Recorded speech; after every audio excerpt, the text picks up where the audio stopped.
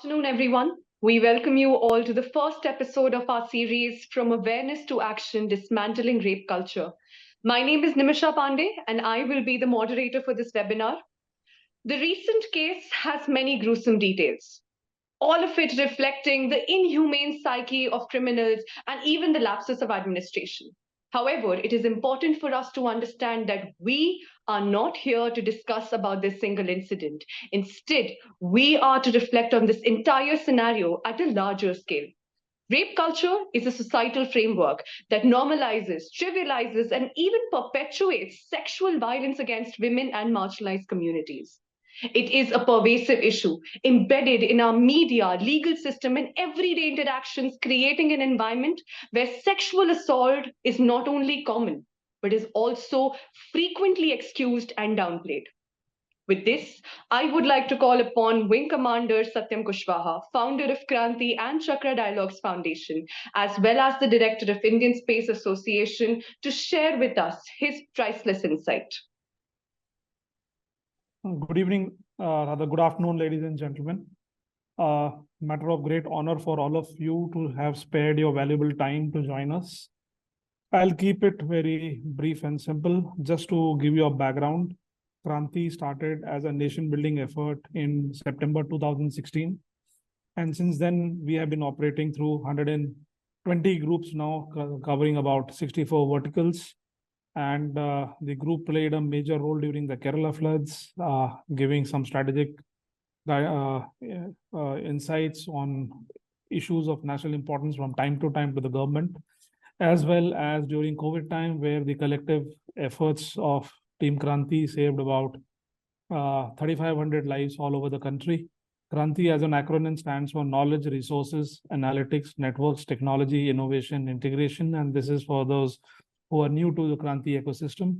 And now we have created the Chakra Dialogues Foundation, which is the mother arm or the formal arm of the KRANTII ecosystem. What I would be requesting all the speakers and the participants today is to look at the actionables, to examine where the real action can be implemented on ground, especially through citizen support and citizen participation. This is the first of the episodes that we are undertaking. There'll be many more that will follow, which will cover the entire subject from a life cycle perspective. And we shall leave no corner unlooked, if I may put it that way, while we examine this issue. At the end of it, we would definitely be coming out with the recommendations. I would also look for volunteers from amongst you who would be called upon to join some subcommittees here, which will work on different dimensions and provide researched outcomes so that they can be made as part of a larger report. My request is that this is something which affects all of us as parents, as colleagues, as founders of companies, as professionals, and as citizens at large. So you need to immerse yourself into this issue and look innovatively as to how this issue has to be handled, and not being that not my problem, I can karu. So that laid back approach will not help, because we have to give to our children, our kids, and the future generation a secure environment. And the time to act is now. And while there are political dimensions to this challenge, but we shall focus on things which are within our hands, and how citizens' opinion and citizens' participation can help in kind of neutralizing the political dimensions of such incidents. And we shall discuss it more later. Back to you, Nimisha. Thank you, sir. So before we begin, I would like everybody to know that for the smooth conduction of this program, we have put everybody on mute. I would request all of you who are attending to kindly post up relevant questions in the chat box with the name of the speaker to whom it is addressed to. We shall filter out the relevant questions, and then I will ask the questions in the end, which will be in the form of a question answer round. So without further ado, let us begin. Today, we have with us 5 experts who have graciously agreed to impart their valuable insights on this whole issue. Firstly, we have with us Advocate Raji Nathani ma'am, who is a practicing criminal lawyer in Delhi High Court. She has served as members of Internal Complaints Committee formed under POSH Act in various organizations and dealt with cases relevant under the POCSO and Juvenile Justice for socially underprivileged populations pro bono. Ma'am, are you here with us? Can I get you tagged on the screen? Yes, ma'am, I'm present here. Okay, so ma'am, my question to you is that what is the legal definition of rape and how has it changed in the last few decades? Over to you, ma'am. See, the original IPC 1860, it does not identify rape properly, and it did not count the majority of survivors. The rape laws under IPC have gone through several amendments, and this journey actually started from Mathura case, and the last amendment that took place as a result of Unnao Kathua rape case. So, over the years, as and when the incidents have happened, there has been a change in the rape laws. Now, the first criminal law amendment, 1983, was a consequence of famously known as Mathura rape case in 1972. This was a peculiar case of custodial rape inside the Desaiganj police station in Maharashtra. Now, police had raped the person in the jail. But what happened? The police were acquitted. There was no conviction, and the grounds were that she had run away with a boyfriend and was habituated to sexual intercourse. So rape was, she could not be raped because she was habitual of sexual intercourse. And she wanted to be virtuous. That is why she cried rape. Now, though there was no conviction, but the demands for legal change for women's right to activities, activists were, raised, where the sexual intercourse is proved and where the woman alleges that she is not consented. And women past history of sexual history should not be considered. And there were many academicians and people, who wrote an open letter to CGI, the then CGI, and they also filed a petition. So as a result of this, though there were no convictions, but there were changes in the penal code and CRPC. And new clause was inserted, where reasons for intoxication and unsoundness of mind were negated. The Act amended in Section 376 and provided for minimum mandatory punishment of 7 years, though there was no conviction here. And a new section was inserted that punished police officers, public servants, management or staff of a jail or hospital who committed rape on pregnant women or women below the age of 12 or engaged in gang rape, with imprisonment ranging from 10 years to life, accompanied with fine. So these provisions were not there. And again, there were more provisions added which punish man having sexual intercourse with wife and without her consent during separation, with imprisonment up to 2 years. And 376B, C, D, they were added with various provisions considered. The great change came with this case was in the Indian Evidence Act. The change was greater judicial protection to a rape survivor and to remove some of the obstacles that women generally experience in trying to access justice. The new criteria that was made statutory rape were reorganized. In-camera proceedings were introduced, and inequalities with systems such as prosecution having to prove consent was not given instead of the accused having to prove that consent was given were redressed. So, and then again, there was, insertion of 114A that required the court to presume that absence of consent was, it was actually not acceptance of consent. So it cannot be considered that, yes, it was with consent. Now, through the petition that was filed in this case, it was also urged for a wider interpretation of word penetration, because it had a very narrow interpretation. So it included within all kinds of penetration. Earlier, it was just penetration. Now it is a wider spectrum. So it includes vaginal, oral, finger, vaginal, everything. Now, this has led to enactment of protection of children from sexual offences. Also, in 2012, this petition, it led to this enactment of this POCSO Act in 2012, which was a major landmark. And for the first time, Parliament came with separate and less ambiguous and more stringent legislation that exclusively dealt with legal provisions effectively addressing the sexual abuse and exploitation of children, which was not there. There was just one clause earlier that also was there for girls under 16 years of age. Now, this incorporated children gender free, boys as well as girls. It was gender neutral. It recognized sexual offenses with both girl and boy child, which was nowhere present earlier. Now, with this great achievement, another case happened, which was Hamvari Devi, which we all remember. She was a social worker with the Women Development Project of Rajasthan government. Now, point to note here is that she was with the Government Institute and was gang raped by 5 men after she tried to prevent the marriage of a 1-year-old girl. She was a social activist. She was working as Sathin in the organization. Now, this was her fault. She was in the organization, but nobody came to help her. Again, the same thing, no convictions, and very weird reasons for no convictions were, that the court acquitted the 5 accused on the grounds that men were from different castes. And this is the old, it's a remote village case.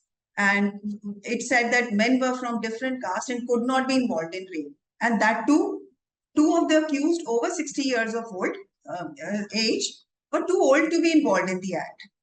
So see the conviction excuse. And that it was impossible for a rape to happen if her husband was present. Now, we don't understand these reasons for acquittal. Nevertheless, there was, it actually, the legal battle, it actually gave birth to India's sexual harassment protection laws for women. So with this POSH Act was enacted under, the backbone of Supreme Court's landmark judgment 1997, Vishakha guidelines took place. And this act came into being, which is very important. So now we have the history of POCSO and we have the history of POSH. Now, the difference between the POCSO and POSH is that, they are, they both deal with sexual harassment and sexual offenses, but POSH is a civil act. It can be criminal, but POCSO is actually a criminal act. So anybody who has the information that POCSO has taken place with the child, in the family or in the friend circle or anybody around, if the person knows that this child has undergone some exploitation or, so that person is liable to report the crime. It is not that, the person with whom it has happened has to report. So the very good thing in this act is that anybody who has a knowledge of this crime has to report. Otherwise, he will be liable to punishment. So that is how it is, criminal. And if you have the knowledge, you've got to report it.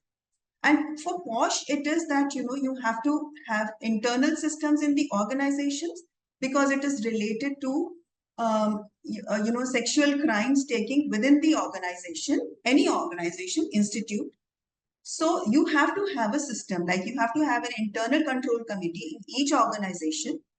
And any such act has to be reported first to those committees. They will take care. And if you're not satisfied with the result or with the verdict of that committee, then you can, of course, go to the civil court. You can, appeal in the high court. So this is but for POCSO, you have to go to the court. And there is a special act. So there are special courts, there are fast track courts, which take care of this crime.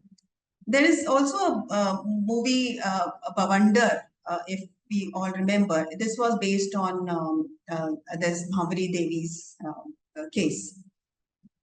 Now, after this, there were, several provisions, which took place in the Criminal Amendment Act 2013, which was passed, the well-known and well-agitated Nirbhaya case. We all are very aware that 2012, there was a major crime, and this act amendment was passed based on the crime details, what was missing, where we all went wrong. And, various sections were added in the rape definitions, like, acid attack was added, voyeurism, stalking, attempt to disrobe a woman, that sexual assault that causes death or injury. So these are the, sections that were considered and taken on, incorporated in the rape definitions. Now these sections in the new BNS, now we don't have IPC anymore. So we have this section 70, 74, 75, 77, having all these provisions. It is basically, these provisions have been carried on the new Bharatiya Nyaya Sanhita also. Same time, amendments were made because if we all remember, there was one person out of the 6 accused in Nirbhaya case was a juvenile offender who was under 18 years of age. And he was not treated as adult and was not punished as adult because of the rules prevailing at that time, because of the laws prevailing at that time in the system. So he was given for, rehabilitation or whatever. So others were given punishment, capital punishment. Now this actually, provision that the juvenile who acted as a mature person, who did the crime of a mature person, but not treated as a mature person, was a big question. So this led to a Juvenile Justice Care and Protection Children Act 2015. Now, where the age was, minor age of 16 years, it was from 18, it was reduced to 16. As an adult, if he has committed any heinous crime in the conflict of the law, then it would be 16. And the crime will be examined by the Juvenile Justice Board to ascertain that the crime was committed as a child or an adult. If it is an adult crime, then he'll be treated as adult. This is the decision which was left to the judges at that time, that, okay, now you decide after this amendment that if you want to treat him as an adult, you treat him as an adult if he has done that crime like that. So this is the evolving nature of definition of rape. Then there came Kathua Unnao case, which is also very recent. We all must be aware of this, in which a 8-year-old girl was raped in Kathua, a district of Jammu and Kashmir. It has been alleged that she was kept in a shrine for several days and raped continuously and later murdered. So this was a very fast-track case, thankfully, and then investigation had been fairly quick and the charge sheet was prepared in 2 months. Most unlikely, but this case was fast-track. Then the trial lasted a year and verdict had been delivered in 17 months. And the best part was 3 of the men got life term, and there were 7 people. 3 of them got life term. Other 3 got 5 term in imprisonment, and the trial against juvenile is still going on. So as a result of this minor rape, it, again the amendment came, and which raised the minimum sentence for the offense of rape against children of all 3 age categories. Under the new law, if the victim is under 12 years of age, the culprit faces a minimum sentence of 20 years from 10 years previously. So this has been the total, rape definition, which has been changing over the years with the happening of cases. Now, I would like to point out here in the instant case that we have, Kolkatta rape case. Now, in this case, we get to hear, though we are not very sure, that the person who was convicted, not convicted, who's being accused, is actually he performed rape on the dead body, as he was asked by the other accomplices to do that, so that they wanted his evidence to be there. This is what is being heard in the news. Now, currently in BNS, now no more IPC and BNSS, there is no rule as to, necrophilia. Now, if you're performing a rape on a dead body, there is still no punishment for that. So I think this is a loophole. And there have been directions from Karnataka High Court and even Supreme Court to, get this into our acts. But with the inaction of, this BNS, which is effective July 2024, this provision is still missing.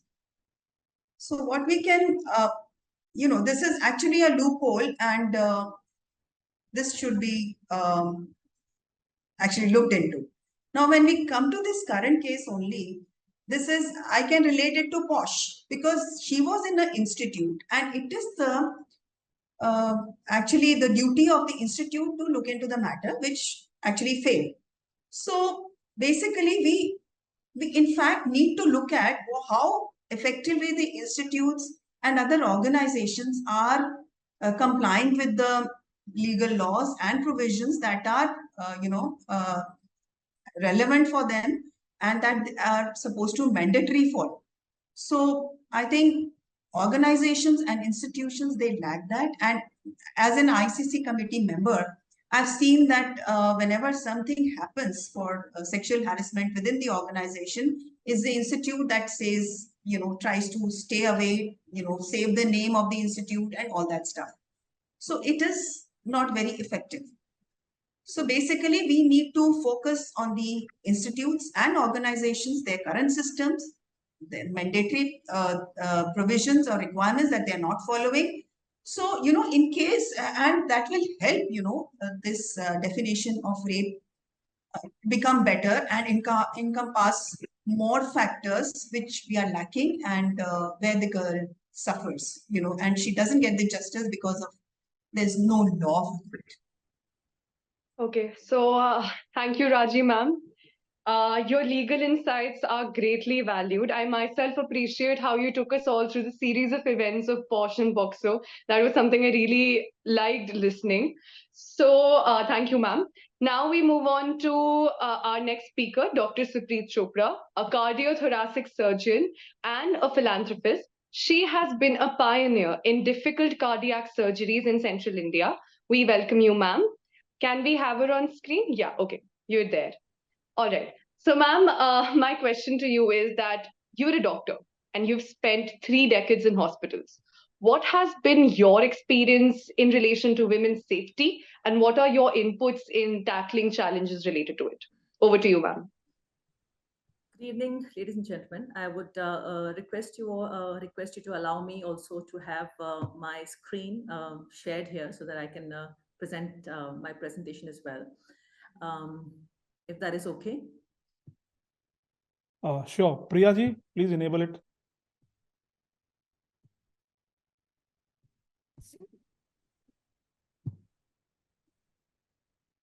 Okay. So, just a second, please.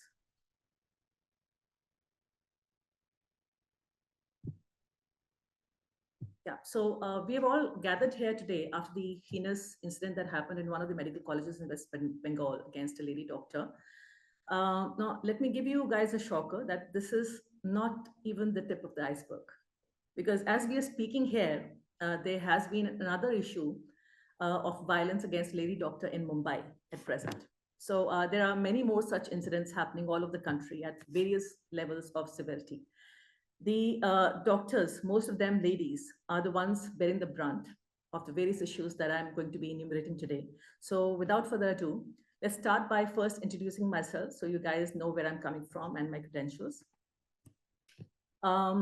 With around 30 years of experience in Indian healthcare system, having pioneered some difficult cardiac surgeries in the region of Chhattisgarh, I have seen the full spectrum of challenges which have been faced by medical professionals relentless hours, inadequate compensation, and immense pressure of meeting that demigod expectations placed upon us. Throughout my career, I have been a clinician working in environments where the safety and dignity of women have often been compromised. And as we discuss the pressing issue of sexual violence in our hospitals, we must recognize that these challenges are deeply intertwined with broader societal attitudes and systemic issues. Now, after the cases took the country by storm, you all know that the doctors got worried for themselves and the families got worried for their lady family members who are doctors and nurses. And there were a lot of messages that I could see on social media. But I, being a medico, believe in this particular message on the screen, and I really like it. And it says, you can't scare someone who starts his or her entire career by touching corpses on day one. That too at a minor age of 18, who sleeps with skeletons on their bed, which actually happens while we are getting trained. We train on skeletons. We go back home. We go back to our rooms with the skeletons and study them. Who has given those endless exams, who can work for 72 hours straight, who faces those hooligan patient relatives every single day, who can sleep near dustbins on a bench, who touches urine bags with bare hands, who doesn't blink when the saturation drops to 20% and pulse to 0, who instead jumps on the bed to start CPR. We are cold-blooded since day one. Just remember, you have threatened your worst nightmare. This really resonated with me because I have lived by it.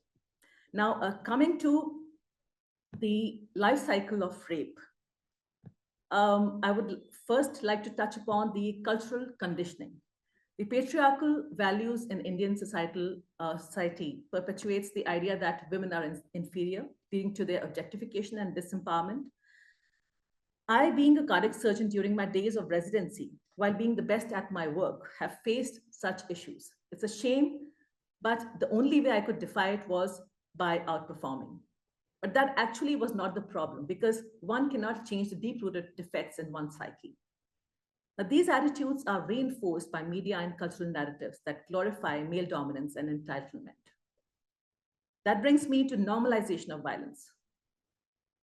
Casual misogyny and everyday sexism creates a workplace culture that is inappropriate and where inappropriate behavior is tolerated or dismissed. The lack of serious consequences for boundary violations fosters an environment where more severe forms of harassment and assault can occur.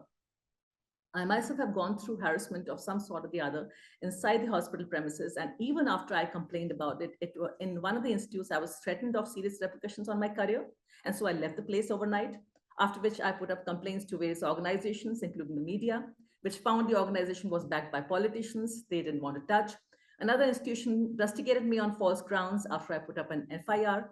Another institution did not want to take action as the person in question was quite a senior surgeon, and therefore I resigned.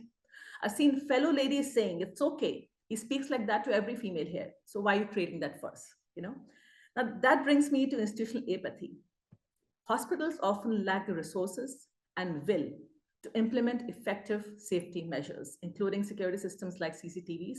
Even if they are installed, they are not working. And there is no one to question them. Even the inspectors who come for various certifications of the hospitals, they're given for their own benefit. Long duty hours. I myself have worked for more than 72 hours at a stretch, coupled with inadequate staffing, making it difficult for healthcare professionals to manage not only patient care, but also essential administrative responsibilities, including enforcement of POSH guidelines. The intersection of exhausting work conditions and poor compensation exacerbates the vulnerability of the female staff, whether doctors or nurses, who are often seen as expendable. That brings me to power dynamics.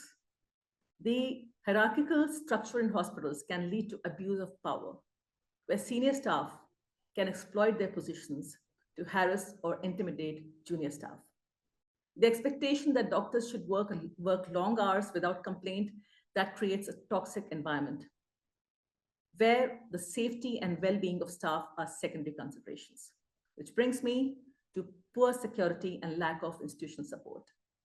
Hospitals often prioritize cost cutting over the safety of their own employees, resulting in inadequate security measures.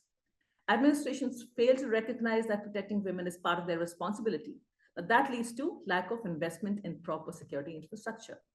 The absence of robust systems for handling complaints of sexual harassment leaves victims vulnerable and without recourse. Now, that brings me to the overlooked and underreported cases. Why is that? Number one, fear of retribution and career sabotage. Many incidents of harassment go unreported due to fear of damaging one's career, especially in a field where reputation is everything. The hierarchical nature of hospitals means that speaking out can lead to ostracism, loss of opportunities, and even forced resignation. Which brings me to societal pressure and stigma. Victims often face societal pressure to remain silent to avoid bringing shame to themselves as well as their families. There's a pervasive belief that discussing sexual harassment or assault publicly will lead to further victimization or blame. I remember that on a similar platform where the audiences were my own colleagues, cardiac surgeons, later expressed to me that they did not like that I was speaking about my own fraternity and that they had never seen sexual harassment in their whole lives, whatever that meant. Which brings me to institutional complicity. Hospitals may choose to overlook or underreport incidents to protect their own reputation, leading to a culture of silence and complicity. The lack of training and awareness about the importance of addressing these issues exacerbates the problem. Which brings me to sexual harassment beyond the workplace. Now, sexual harassment is not confined to the workplace. It is a societal issue that affects women in all spheres of life, from buses to autos to office to marketplace to roads to every place which is not workplace. The responsibility for addressing these issues lies not just with the institutions, but also with the society as a whole, which must foster a culture of respect. That brings me to the present scenarios in government as well as private sector hospitals. I'll talk about the government sector first. Now, the government hospitals, they are overburdened with patient loads and underfunded. Government hospitals often operate in crisis mode, where issues of security and harassment are secondary concerns. The lack of proper administrative oversight and security infrastructure, it contributes to a dangerous environment for female staff. In private sector hospitals, while private hospitals may have more resources, the focus on profitability often leads to a neglect of staff safety and well-being. The emphasis on maintaining a polished image means incidents of harassment are frequently covered up and victims are discouraged from speaking out.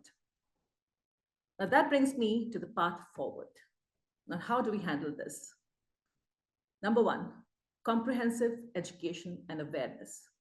Implementing mandatory ongoing training on gender sensitivity, sexual harassment, consent for all hospital staff, including senior administrators.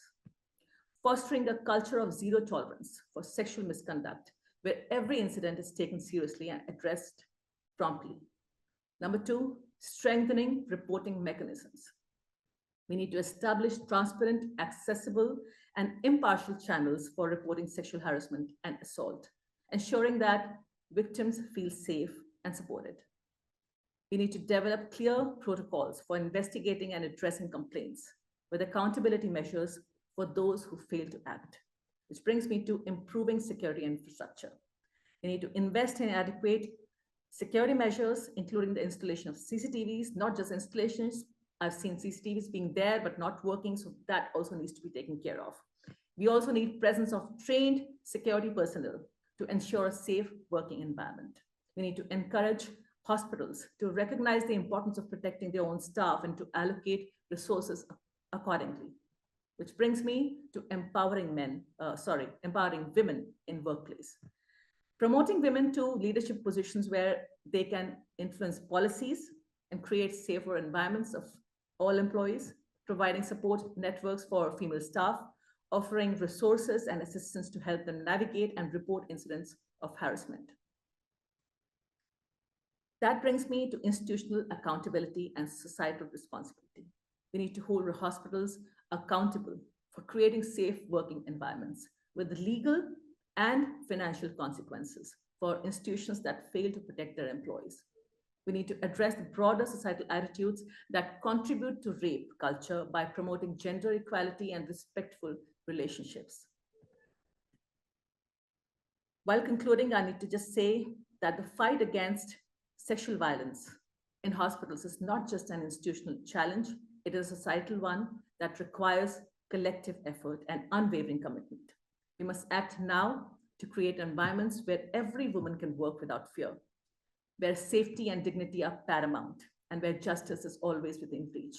And let us dismantle the structures that perpetuate rape culture in our hospitals and in our society, paving the way for a future where every individual can live and work free from the threat of violence and exploitation. Thank you. Thank you, ma'am. Thank you so much for the way you shared your experiential insights. I genuinely appreciate how concise and informative your PPT was. Thank you so much, ma'am. Thank you. Can we have the screen sharing be I'm enabled? just trying to do that. I'm All just right. trying to do that. I'll wait for that. If it's possible from your side, because I'm not able to do that. I don't know what happened. Okay, so ma'am, can you I'll just put it down. I'll just put it down. Yeah. Okay. Fine. Okay.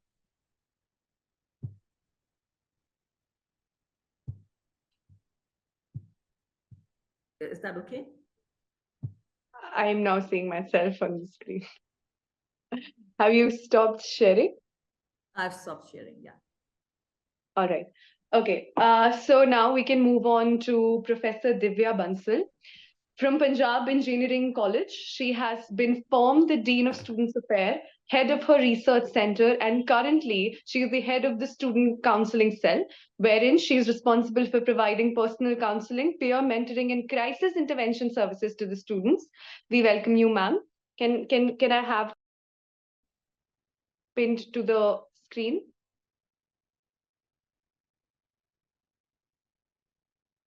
Professor Divya, ma'am. Hello, ma'am. Hi. Ma'am, my question to you is that can you help us in understanding the root cause of rape and what is the role of educational institutions in solving this problem? Over to you, ma'am. Yeah, thank you very much.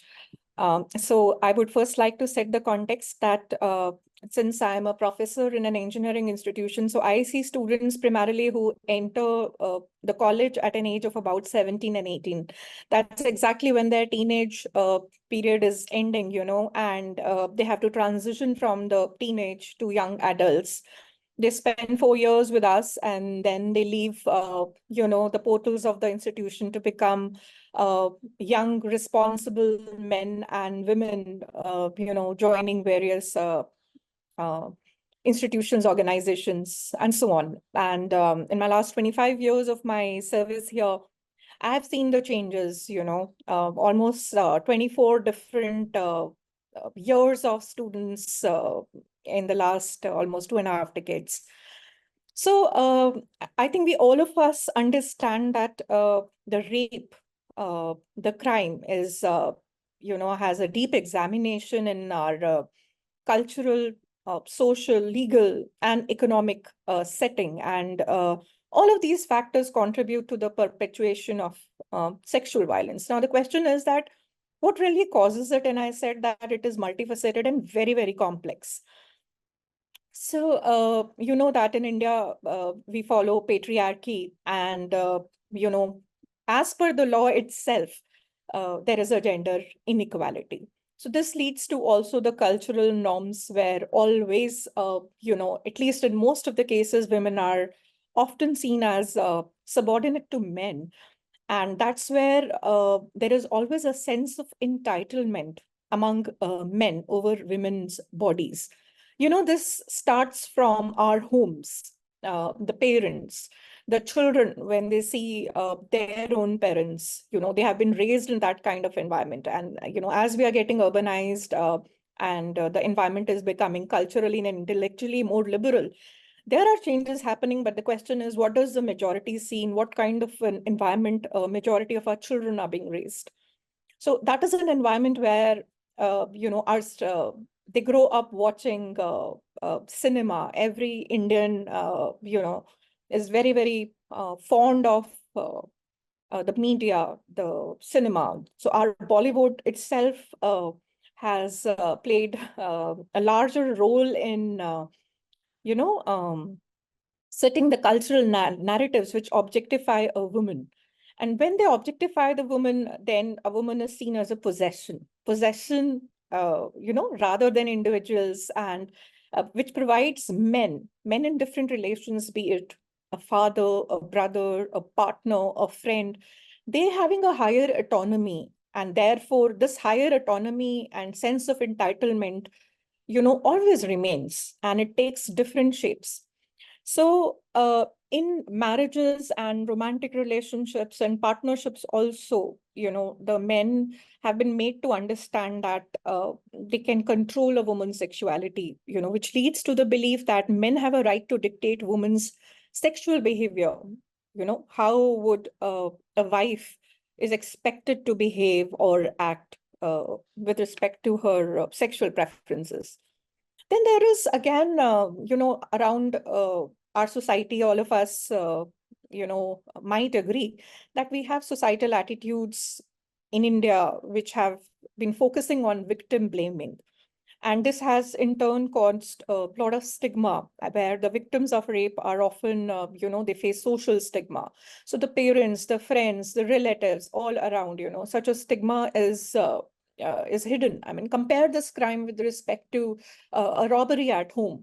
So how much stigma, if you compare these two crimes, the entire family would not talk about, this kind of a crime. And it is the victim who's always is going to be stigmatized, And a woman is always associated with the abru, the respect of a family, and that is yet another reason how the stigma prevails.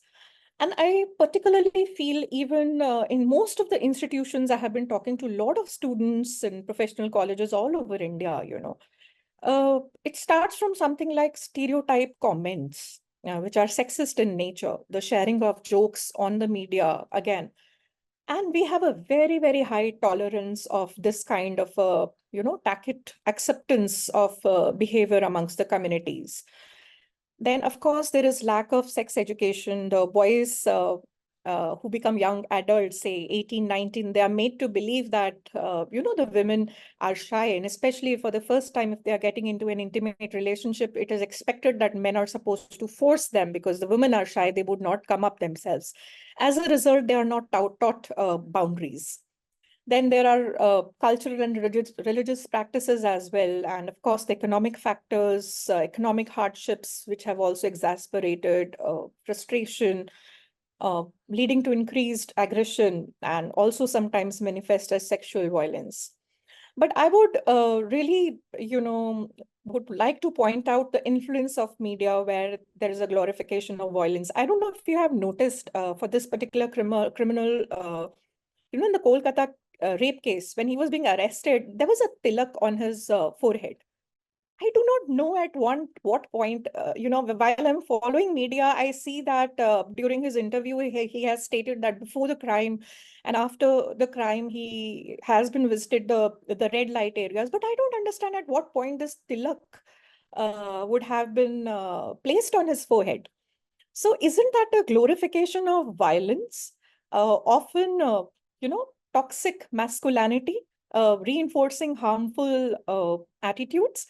And this toxic masculinity is also, the societal expectations where often they encourage dominance, aggression, control over women, which a child sees right from their home, like when they're born. And they have also seen men, they are socialized to suppress their emotions, which also leads to frustration and mishandling of emotions, mostly through violence rather than other means. Then, of course, there is alcohol and substance abuse. So I feel that these multifaceted issues, when they are solidified in the mind of a culprit, ultimately it leads to someone performing a crime like this. I would not shy away from also saying that pornography, has played a large influence on people, and especially the addiction of pornography, which leads to, one committing this kind of a crime.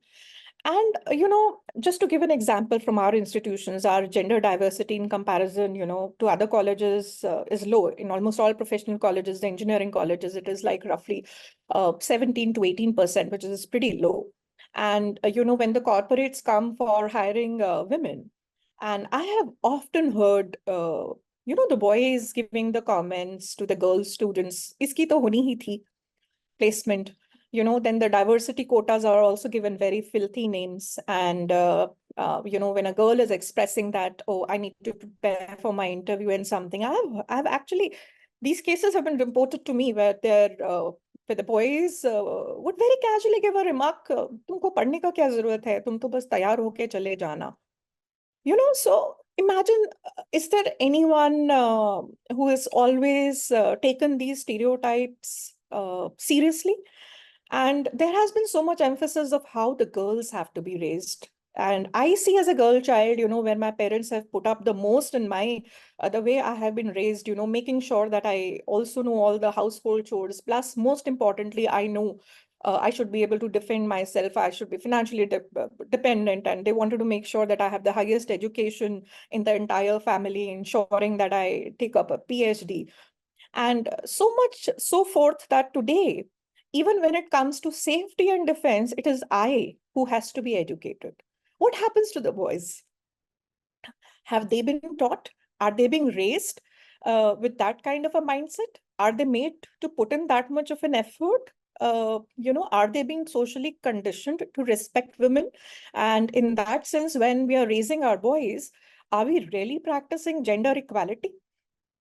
So the hard reality of the society and us as parents and teachers and citizens, the reality is far, far different from, what we envisage it to be. And even, I'm sure there are these gender roles in the marriage, and these days the rates of divorce have also gone very high again. If there are issues with respect to the financial independence of a woman or the gender role at home with respect to who should be doing household chores and issues like these leading to divorces, who is being blamed? Again, the women.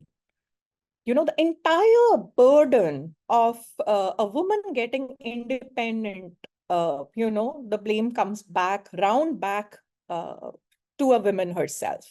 So such stereotypes right from the beginning, this kind of a conditioning, the extent of stereotypes that I see in the colleges, and it is these stereotypes which lead to prejudice and, the beliefs taking the shape of prejudices. And when this gets solidified, this is what becomes discrimination. And when this discrimination is completely normalized by the society at large, the violence, the sexual violence or the gender violence is again, normalized. Imagine the principal of this Kolkatta Arjikar College he made a statement that, it is irresponsible of the girl. The girl was being irresponsible by being alone at those wee hours in the top floor. This mindset of the principal of the college. So when we have a society where we still give preferences for son over daughters, we still practice dowry systems, we put restrictions on women, their freedom, the hostel timings are curbed for girls, not for boys. There is caste-based discrimination. Such kind of violence to me would tend to happen. So these are some of my initial views based on my experience, working with the students. Thank you so much, ma'am. Your perspective is definitely highly regarded. We often forget how deeply entrenched of, if I may say, a value system it has become. So thank you so much, ma'am, for sharing all of this. Moving on to the next speaker. We have two-time TEDx speaker, Major Nithi, who is an Army veteran with a decade plus of diverse experience in information security, social media intelligence, and military leadership. A Fit India ambassador in yoga and a youth mentor, she has been awarded at the 11th World Congress for Women Leadership in 2024. We welcome you, ma'am. Hello, yeah, okay. Ma'am, my question for you is that do you think what do you think should be the role of the youth in this entire issue? If you could please elaborate on that aspect. Thank you. Thank you so much, Nimisha. Thank you to Chakra Dialogue Foundation for this opportunity. A warm greeting to all our audience. And I express my deep gratitude for this opportunity.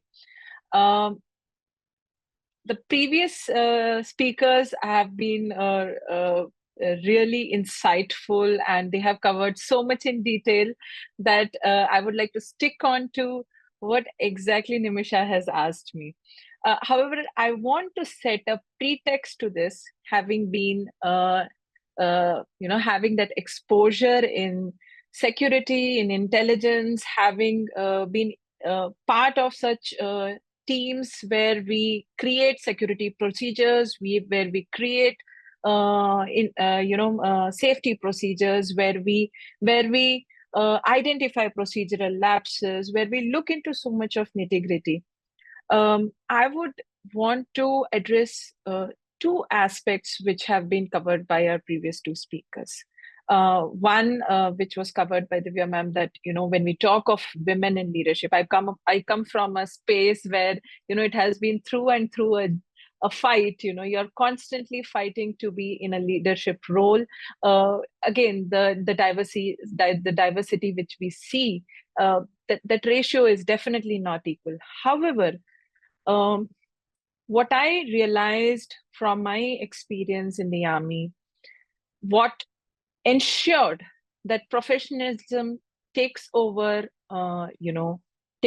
such gender based biases, where safety and security is ensured, irrespective of whether you are any gender, whether you are from any social or background. All these things is because of few core reasons, one being belongingness, and I will touch upon belongingness in the end,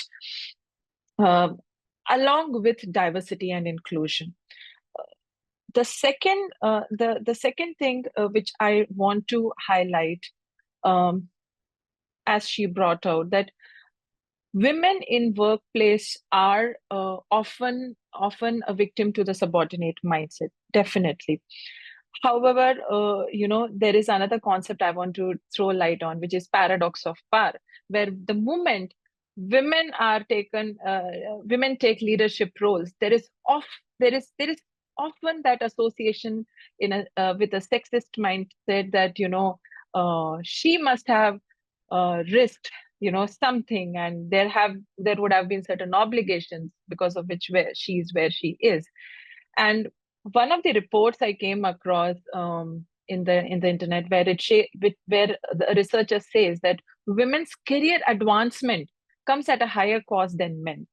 So when we are talking all this, when we are talking of leadership, our youth have a very important role. When we talk of institutional changes, when we talk of societal changes, the youth are an important aspect of it. I would also now, before going into what are the actions to be taken, want to emphasize on what Dr. Suprita brought out in terms of security being the secondary priority. This is not just and having worked in risk and management sector too, this is not just definitely it has come to a highlight because of the active participation by the doctors, but from the medical sector, this is almost in every sector we are seeing this as a challenge. Security is given a very it gets a very stepmotherly treatment, because when we talk of security, we need to pinpoint responsibilities. We need to hold people accountable. We need to set standard procedures, and we need to set remedial measures so that wherever there are procedural lapses, there are remedial measures for it.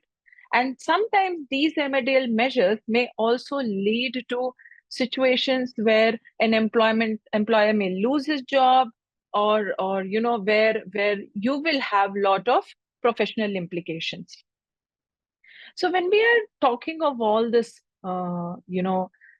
scenarios in a professional space, the right age is when the youth is preparing to enter this space. And that's the colleges, and of course, the initial years of service, initial years of the professional career. When we talk of these roles, I've tried to bring it out under 3 action points separately for educational institutions as well as workplaces.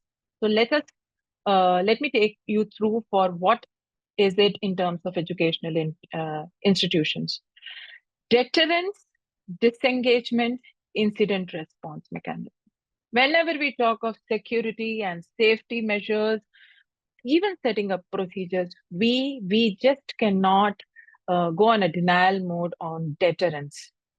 It is often seen that a complacency sets in whenever we ensure security, or whenever we do such training programs or workshops to bring that kind of deterrence in people.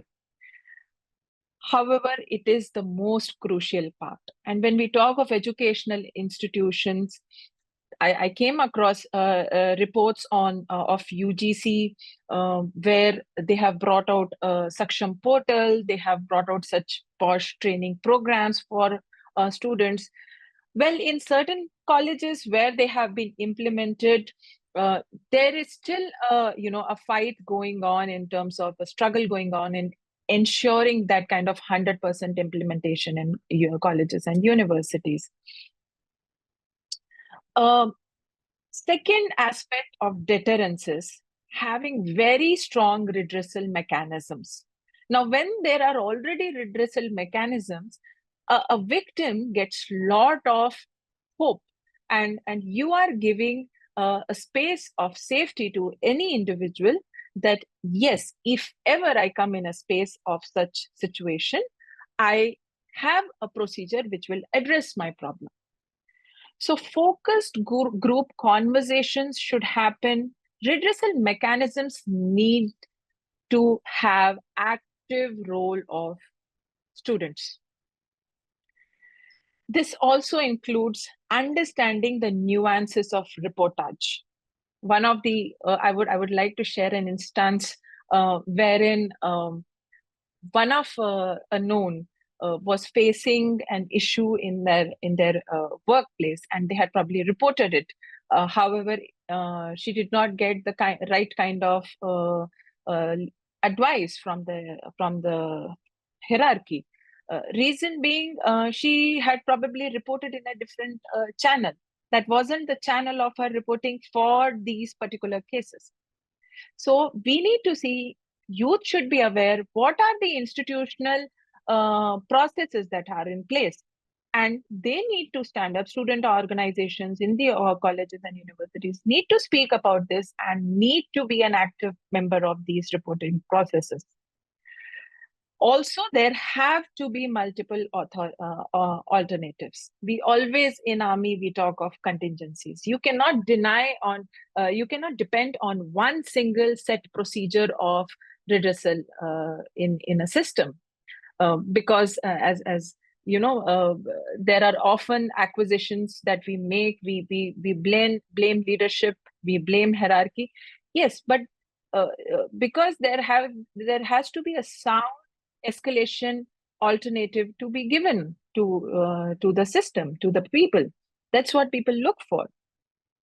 The second thing I want to talk about, and I want to share a very interesting conversation I had 2-3 days back, just one day after this Kolkatta incident, where a young college girl asked me, "Ma'am, I know that I'm supposed to be alert. I know I'm to be aware. How do I help my people? How do I help my own friends in college? How do I know what is harassment? Sometimes, of course, as women, we have that intuitive mindset. We know this is wrong. This is not justified. This act or behavior is not justified. However, we need to see where it fits in the legal matrix, how these definitions, Raji ma'am brought out so beautifully, different definitions of these aspects, of these terminologies like rape, molestation. We need to understand the detail, we should have detailed understanding on that. And mostly, again, because of a patriarchal system, there is a misinterpretation of sexism as humor. And many of us will only, like one of the speakers brought out, we will say, it's okay. It's just a remark. No, it's not just a remark. It is a sexist remark, and that needs to be voiced out. If we encourage our youth to voice it out, let people think it is intolerance. One might think intolerance. 10 might think differently, but you are still putting an alert mechanism. You are disengaging. You are creating conscious disengagement from anything which can promote or propagate such kind of acts. Then, of course, now this is, as now I'm into career counseling, and I come across so many cases where one of the primary reasons for switching jobs, where the client feels that probably she doesn't hold the ability or that kind of an acumen to take the work on. But through the process, I realized that and analyzed that the main cause is probably an incident at her workplace. And that has led her to, that kind of stress and agony that she wants to just switch jobs. So here's what individualized counseling and ground intervention teams are important.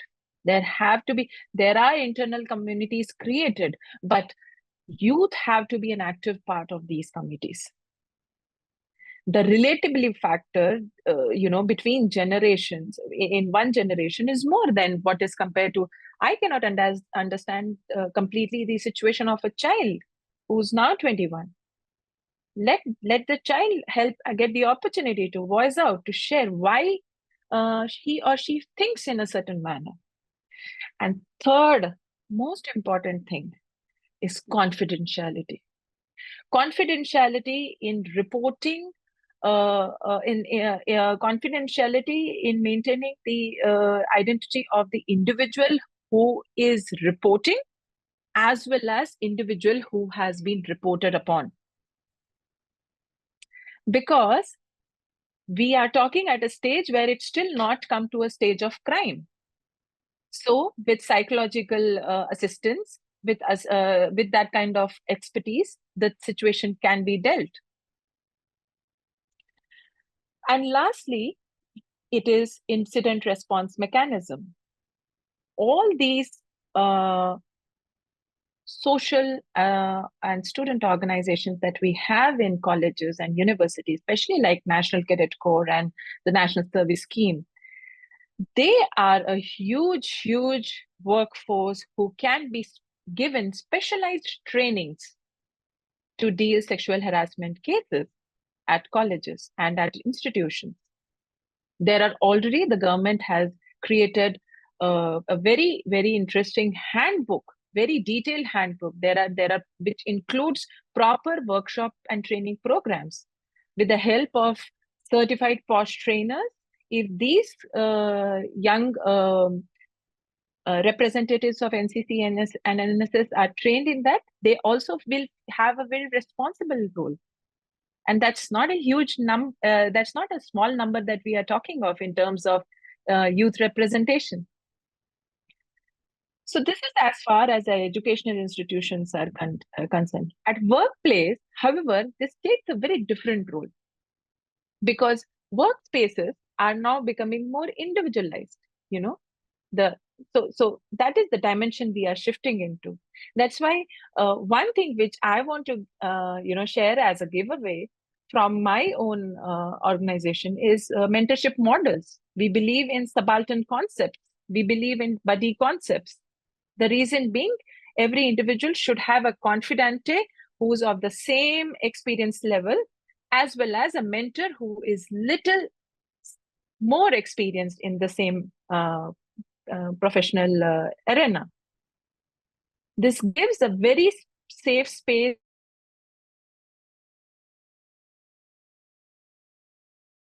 I've been lucky to have helped my own juniors to deal such scenarios where they get confused, where they don't know what is a harassment and what is what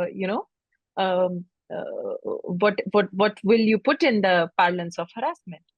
And the second thing comes in workplaces is interrupting abuse by establishing professionally conducive places, that every employee in a particular branch is equally responsible to ensure a professional space. Okay, Again, ma'am. yeah. So with that, I would like to finally end my thoughts by saying that where diversity, equity, and inclusion can play a very big role in changing mindsets, belongingness is again a very, very important active active role that youth need to take. Belongingness has to be a part of the curriculum, a part of the societal change that we are looking at. Thank you so much. Okay, thank you so much, ma'am. Thank you so much. I genuinely appreciate how you came up with certain action points. They've been noted, and we shall surely implement them. So last but not the least, we have with us Mr. Yogank Mishra, who is an advocate in Delhi High Court. So can I have Sir pinned on this? Yes. Okay. Sir, you are a young advocate. How do you think we can bring change in the system as well as in the attitude of people at large? Over to you, sir. Thank you, ma'am. Thank you, Chakra Foundation, for giving me this opportunity to express my thoughts. And before starting, I would like to pay homage to the victim who has suffered this horrendous crime, and we could only imagine what she has gone through. And I feel as a society, in large, we have failed. We have failed to prevent, and these things are happening again and again. And after Nirbhaya, we all thought that things will change. Laws are being brought in, committees are being formed, and everybody was taking change very seriously. But we are again back to square one. So I mean, that is quite disappointing. But coming back to the question that you have asked, I particularly feel that if we need to bring attitude change in the society, changing attitude is a very long process. It's a very long drawn process. It cannot happen over a period of small time. So immediately what we can do is we can change the behavior of an individual. So I might not like doing something, right? But my behavior and my likeliness of something can be different. But attitude is something that within me, a voice within me tells me that this is right, this is wrong. So for us to come to that stage, it will take us a few decades more. And if we talk about changing behavior, I think there are several things that we can do. There are several steps that can be taken, and once these small steps add up, there will be a cascading effect of that, and that cascading effect will give us that change in attitude of the entire society. So I feel the first thing that almost everybody has also talked about is about the criminal justice system. Now, after the Nirbhaya case too, a Justice J.S. Verma committee was formed. Then we had the Criminal Amendment Law of 2013, and things were brought in. But on ground, change hasn't been so much so. And I think we have the system to blame. So in 2003, there was this Justice Malimat committee. It talked about reforming the criminal justice system. And that committee had talked about bringing in the inquisitorial system. What we are currently following is an adversarial system. So I'll briefly tell your viewers what's the difference.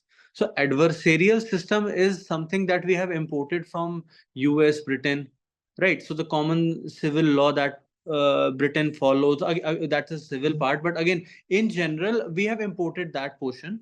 And now what it talks about is that there are two competing cases, two competing advocates who present their case to the judge.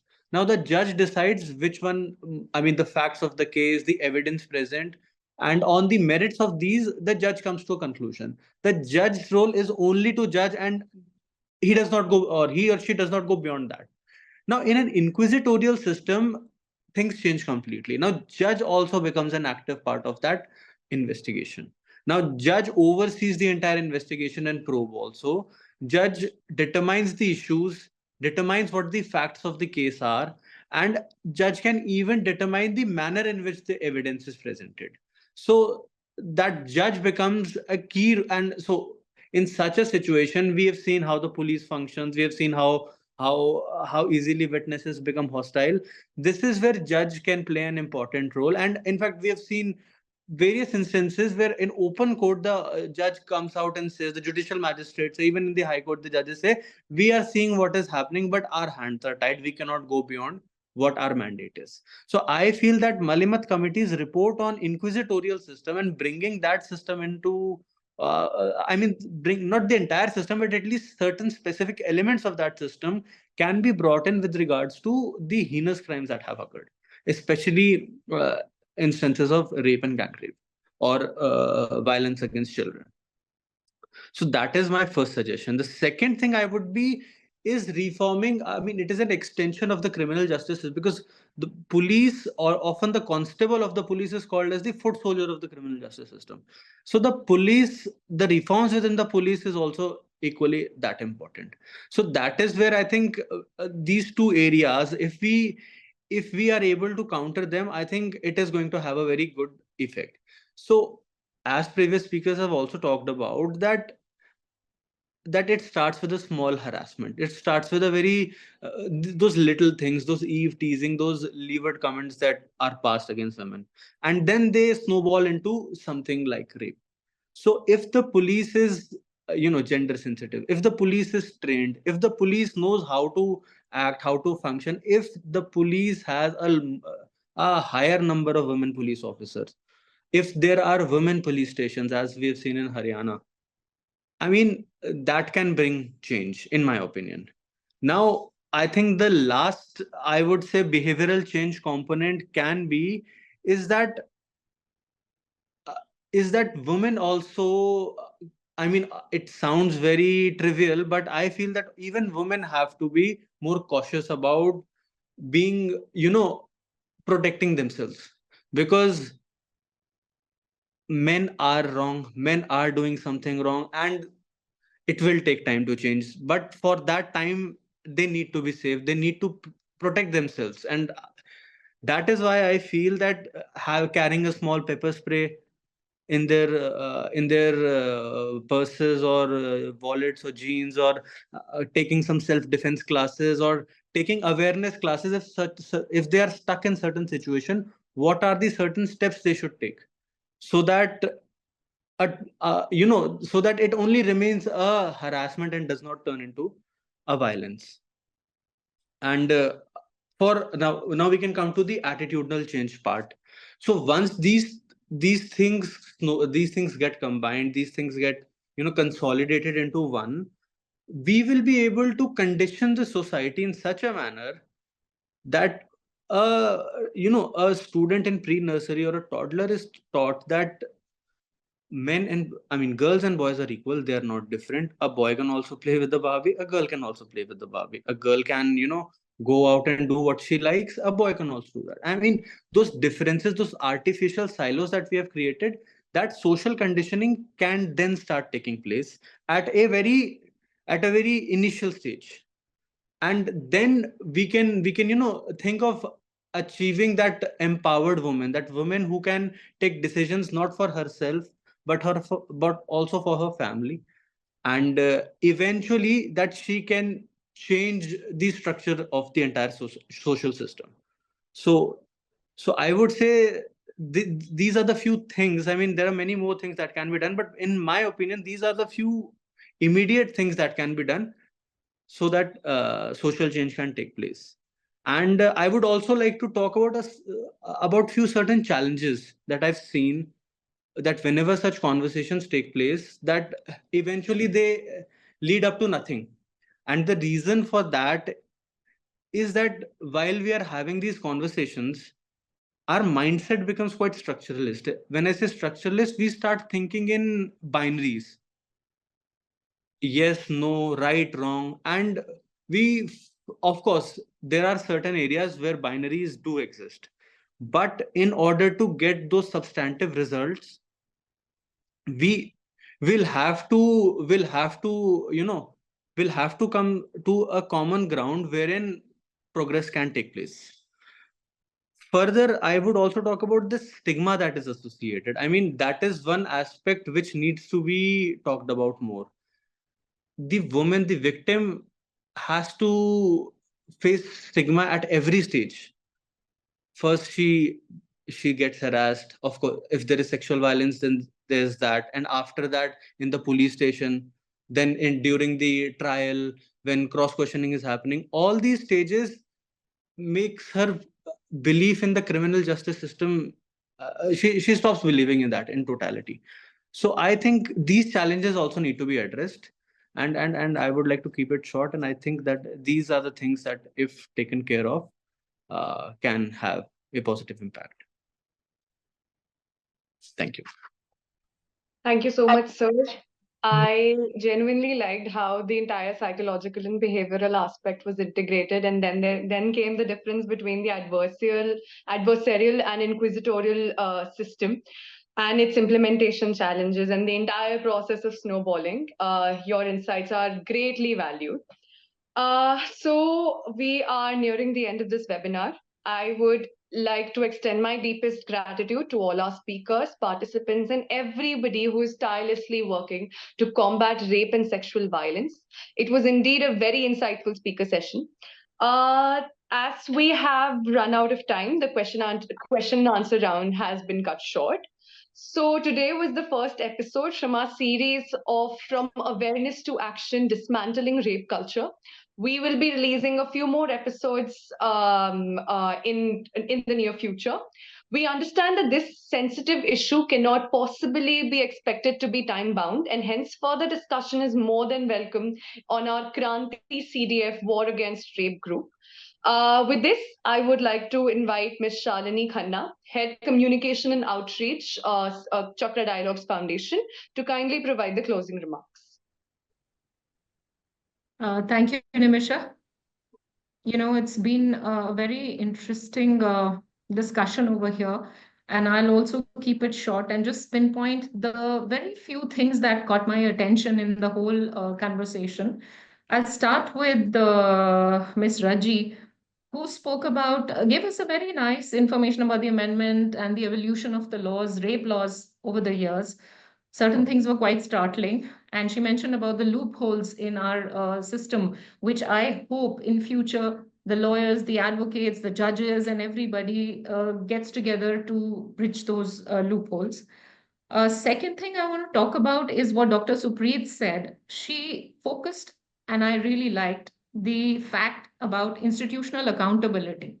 Now, that is something I think if all institutions in our country, not just hospitals, schools, colleges, every institution should have the accountability rather than blaming, outsiders and the law enforcement agencies. If every owner of or every trust of an institution makes sure that the place is safe for the people who are working in it, I think half the battle would be won. Second thing is, Dr. Supreet said that the institute tries to cover up because they are safeguarding their own reputation. Now, that is something which is very true and is happening all over. Like here also in this case, they tried to say it was a suicide and not a rape.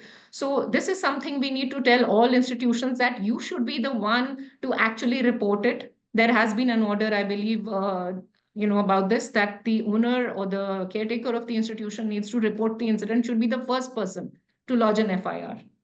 Then about Dr. Divya, she spoke about stigma. I agree totally, a stigma that the family faces. And in the recent past, we have seen the Me Too cases where, one person spoke and there was it opened a Pandora's box. There were so many people who came out in the open and said, okay, this happened with me also. People were not speaking because of the stigma. But when you get the courage and the society accepts it, okay, something wrong happened to you and it was not your fault, open up, speak up. We need to, as a society, this one, Yogank was correct. He said, we have failed as a society. He's absolutely correct because we are the ones, we are part of the society. I would also talk about Major Neeti spoke about some very important points. She said security.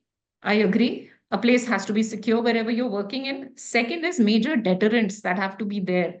There has to be, she said, a redressal mechanism, a reporting mechanism. So I would want all organizations to have SOPs where they have points that if something happens to you, this is the first thing that should be done. How should the reporting happen? How should the redressal happen? There have to be committees or people who sit and decide that what is considered as harassment or molestation or whatever.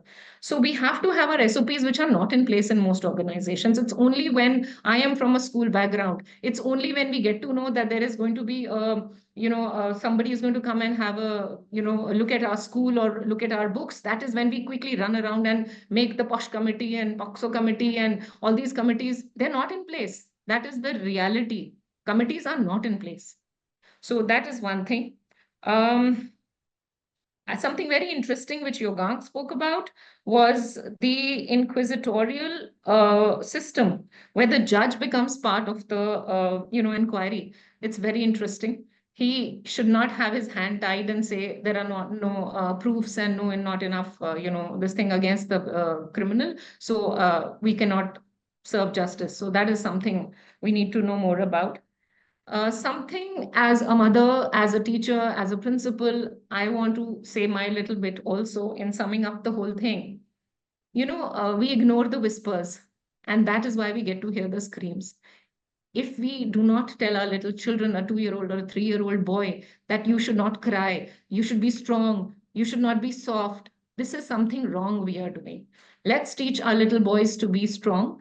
Not strong in a way that you can hit, you can do anything you want. You're a boy and you cannot cry. Let's teach them to be sensitive, to be soft, to be caring towards women as mothers, as teachers, right from preschool. If we start doing that, get down to the root of the problem, and only then something can be done in society. That's my bit mostly. One thing I heard one of the speakers saying is that there have to be deterrence in terms of strict laws and strict, very, very strong punishments. Because in our country, we know that we'll get away with doing anything, get away with rape, get away with murder, because there are lots of loopholes. I would hope that the lawmakers of our country or the law enforcement agencies of our country, uh, you know, take care of this, that make your laws so foolproof and so stringent that anybody would think not once, not twice, but 10 times before doing something like this. That is my bit, Nimisha. Thank you. Thank you so much, ma'am, for summarizing the entire webinar for all of us. Your quote of we ignore the whispers, that is why we hear the scream. I've noted it down for my personal reference in the future. So with this, we come to an end. However, let us remember that the fight against rape and sexual violence is... Yes, sir. Satyam, sir, are you... Yeah. Before we end, I'll make a small intervention. Okay, sir. Yeah. So, ladies and gentlemen, thank you for being there and sharing your thoughts. Important aspects that I think have emerged, which Shalini ma'am has covered. So what we will be doing is that we will be collating these thoughts, and we shall be coming out with a series of further actionable programs. I'll also be discussing it within the group about the subcommittees that I talked about, where we shall be also handling specific issues by people with the expertise. So we will take it to the group and take, formulate them there with proper terms of reference and a timeline so that it does not become an infinite outcome. And may I now request Lieutenant General Khandari to kindly, as the mentor of the KRANTI ecosystem and Chakra Dialogues Foundation, to give his comments before we call it a day. Maybe Priya ji, unmute. may I please request you to put on General Khandari's mic, please? Yeah, I think I'm unmuted. Am I heard? Yes, sir. Okay. Firstly, a very big thank you to Satyam, you, Shalini ji, Nimisha, for having organized this event. Although it's a very sad day for us to be discussing this, and while we were discussing this, I went into a kind of a flashback, and I remember as a small child, I used to hear the horror stories of our partition and the kind of rapes and the mass rapes and the kind of brutality that our society inflicted upon each other just when we were getting independent. I don't know what we were getting independent for, if that was the kind of behavior that we were exhibiting. And then it did not stop. And we saw that happening in Bangladesh from the Pakistan society. Somewhere where I was about 3 years old, I was in Jabalpur where Usha Bhargav rape case happened. So at times I wonder, have we learned anything, or what is the fundamental problem in society? One very correctly brought out is the attitudinal issue. Shalini ji has very correctly summed up by saying what the institutions, the organizations need to do. Agree, absolutely agree. When you prepare a report, Satyam, I think we should also go beyond what we should be doing. I think what we need to focus on, there are a lot of police reforms required. There are judicial reforms required. I think it's been delayed to 77 years and we still haven't got that in place. Do we need to look at the kind of changes in the selection system? You know, I was hearing the DG police. He was speaking as if nothing has happened. That's not something that is acceptable in a civilized society. You know, he was just trying to cover up to say that, evidence destroyed, we did not anticipate, this kind of hogwash is just not acceptable. So whether we are late in getting our police reforms in place, or is there a requirement of shifting the law and order from the state to the center? Otherwise, this is all politics. The victim or the family or the society does not get any relief from the present arrangement. So I personally felt maybe go beyond what has been discussed. Maybe in the subsequent sessions, you can even include these as topics or subtopics. And it's not only about India. It's in the region, same thing, what we are seeing in Bangladesh happening to poor women, whether you belong to a particular religion or a minority, it doesn't matter. A woman is a woman, a human being is a human being. So I think we need to widen the scope and at the same time focus on actionable issues. Otherwise, this will again possibly remain a debate. Otherwise, excellent initiative, although not a very happy situation. My compliments to all the speakers. Thank you so much for educating all of us. And Nimisha, good job done. Thank you. God bless all of you. Jai Hind. Thank you, sir. Thank you so much, sir. Sir, Thank one you. thing, Nimisha, one thing. So one thing we assure you, sir, that we will get into the actionable parts of it. Just to share my mind with your permission, sir. I'm wanting to undertake a research-based activity on what are the various guidelines where institutional responsibilities are placed, and what are the mechanisms for first of all implementing them, auditing them, and in case there are gaps, then what are the instruments available to take penal action, and where is the responsibility? And I'm sure there will be some gaps in it.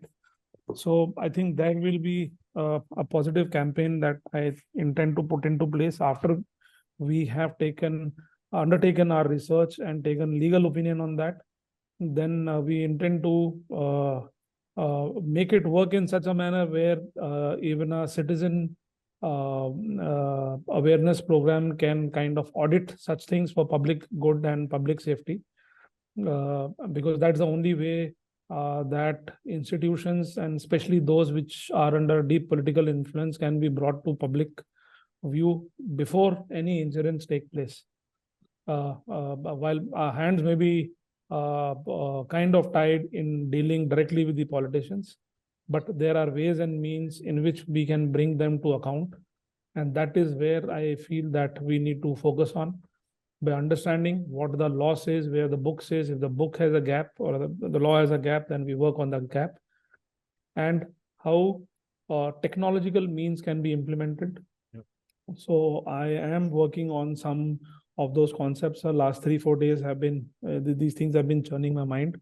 And once we work in the subcommittees, then we will check it out. Fortunately, we have Dr. Divya, who also comes from a computer science background. So I'll run my thoughts through with her regarding the technological aspects of implementation, the cost and things of that nature. And we'll definitely come out with some mechanisms that directly flow out of the Supreme Court guidelines or any High Court guidelines. Yes, I think that's correct. And whatever we prepare finally, we should definitely move it up to the government and to the concerned ministries, and let it be more than one ministry. Let us not focus only on the Home Ministry, whether it is the Ministry of Law and Justice or for the women, anything and everything possible with suggested action plan. I think what you said, I agree with you fully. Technology has tremendous solutions. You look at many countries which have a surveillance system, within no time, anything and everything is possible. So I agree with you. Let's go ahead with it. Thank you, sir. Thank you. Thank you. Thank you, sir. Nimisha, over to you now. Thank you, Kandari sir, and thank you, Satyam sir. All of us, we look forward to an actionable impact under your leadership and guidance. Thank you so much, sir. So in the end, I would like to conclude by saying that let us remember that the fight against rape and violence does not end here. It continues in our everyday actions and our collective push for change. Each one of us has a role to play in ending sexual violence, and by coming together, we amplify our impact.